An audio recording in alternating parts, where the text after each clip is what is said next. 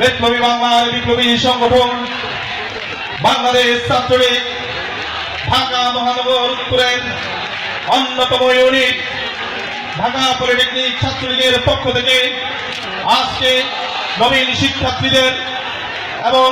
বিদায়ী শিক্ষার্থীদের সংবর্ধনা অনুষ্ঠানে উপস্থিত আছেন প্রধান অতিথি হিসেবে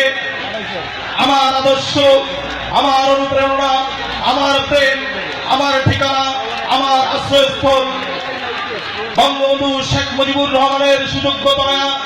জননেত্রী শেখ হাসিনার একমাত্র আস্থাভাজন মাটি ও মানুষের নেতা, উন্নয়নের রূপকার, জঙ্গিবাদ আইএসকে যিনি বাংলাদেশ থেকে নির্মূল করে দিয়েছেন, আজকে সারা বিশ্বে যার নাম এক নামে রূপান্তরিত হয়,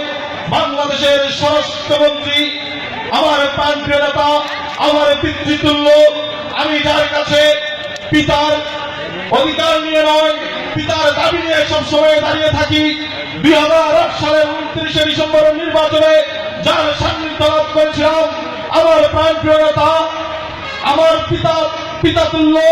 জননেত্রী শেখ হাসিনার বেঙ্গল জনাব আসাদুজ্জামান খান কামাল, জনাব আসাদুজ্জামান খান কামাল। সংগ্রামী সাথী বন্ধুরা, আমার বিশেষ অতিথি হিসেবে উপস্থিত আছেন এই ঢাকা পলিটেকনিকের